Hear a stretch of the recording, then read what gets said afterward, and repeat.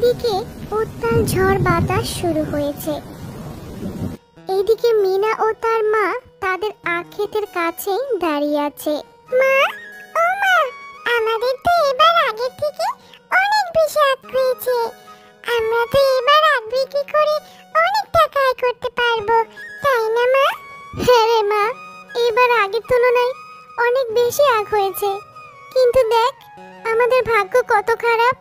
চারিদিকে উত্তাল ঝড় বাতাস শুরু হয়েছে। মনে হয় অনেক বৃষ্টি হবে। আর যদি এভাবে চলতে থাকে তাহলে তো সব আখ নষ্ট হয়ে যাবে। তখন আমরা কিভাবে সংসার চালাবো রে মা?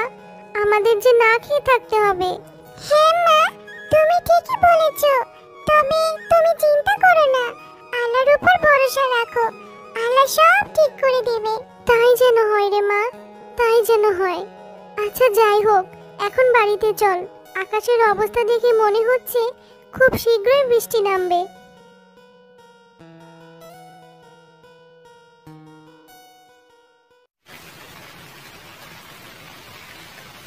মা, ও মা, দেখো না, বাইরে কি বৃষ্টি হচ্ছে আর কত জোরে জোরে বিদ্যুৎ চমকাচ্ছে। আমার তো খুব ভয় হচ্ছে মা। মা, তুমি আমায় শক্ত করে ধরে রাখো। মা রে, তুই একদম ভয় পাস না। তোর মা তোর সাথে আছে তো, তোর কিচ্ছু হবে না। তুই বরং এখন ঘুমিয়ে পড়। আচ্ছা ঠিক আছে মা।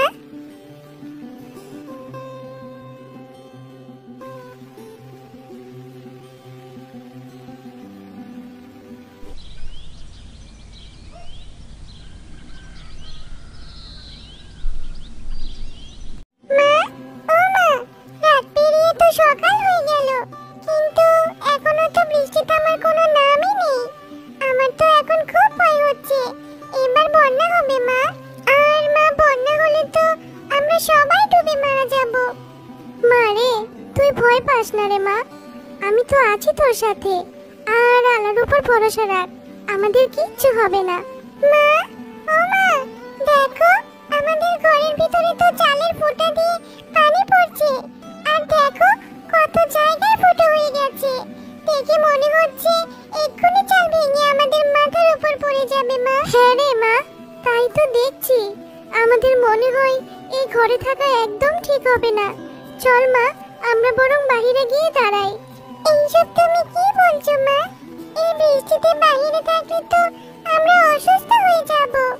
হ্যাঁ রে মা, এই বৃষ্টিতে থাকতে একটু না হয় কষ্ট হবে, কিন্তু মরতে তো হবে না। চল মা, আর দেরি করিস না।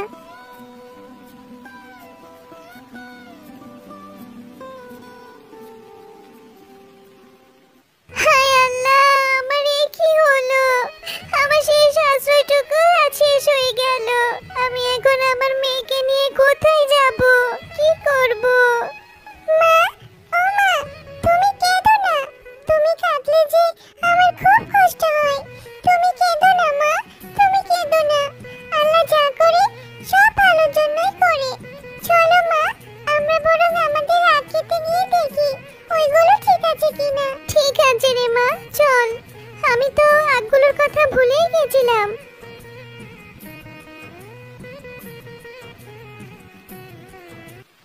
মারে, এই আখগুলো তো সব নষ্ট হয়ে গেছে। এখন আমাদের কি হবে রে মা? প্রথমে বাড়িটা ভেঙে গেল, আর এখন সব আখগুলো নষ্ট হয়ে গেল।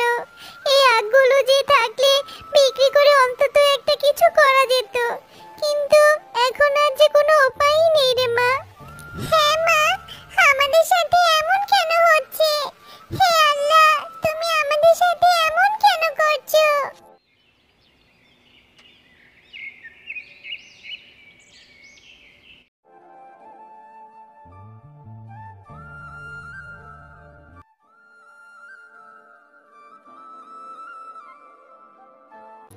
শয়তান তান্ত্রিক, ছেড়ে দে, আমার সাথে এমন করিস না।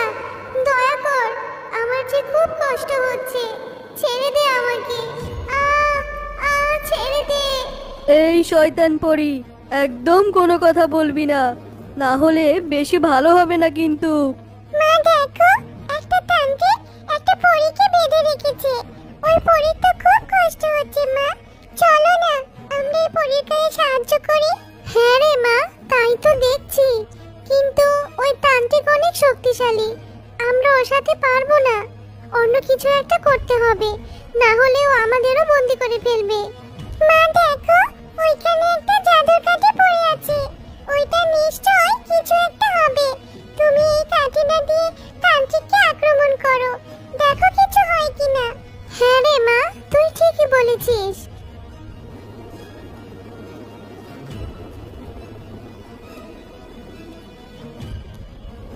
আহ!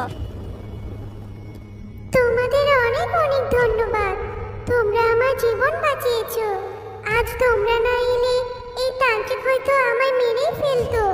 কিন্তু পরি, ও তোমাকে মারতে কেন চেয়েছিল? আর তোমার সাথে ওর কিসের শত্রুতা? আমার সাথে ওর কোনো শত্রুতা নেই। ও একটা খারাপ তান্ত্রিক।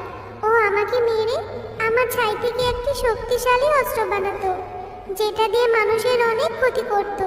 আর ও অনেক শক্তিশালী হয়ে যেত। আর ওই জাদুর কাঠিটা তোমার হাতে দেখছো, ওইটা তান্ত্রিকের ওর পুটলি থেকে ভুল করে পড়ে গিয়েছিল। তোমরা এটা তোমাদের সাথে নিয়ে যাও, এটা তোমাদের অনেক সাহায্য করবে। কিন্তু তোমরা এখানে কেন এসেছিলে?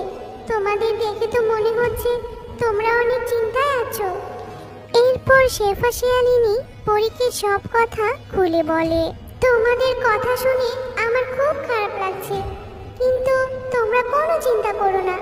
এই নাও জাদুর আখের বাড়ি, এই বাড়িতে তোমাদের সব সমস্যা সমাধান হয়ে যাবে। আর তান্ত্রিকের জাদুর কাঠি তো আছেই তোমাদের সাথে। তুমি সত্যি বলছো পরি? তোমাকে অনেক অনেক ধন্যবাদ। ঠিক আছে, এখন আমি আসি, তোমরা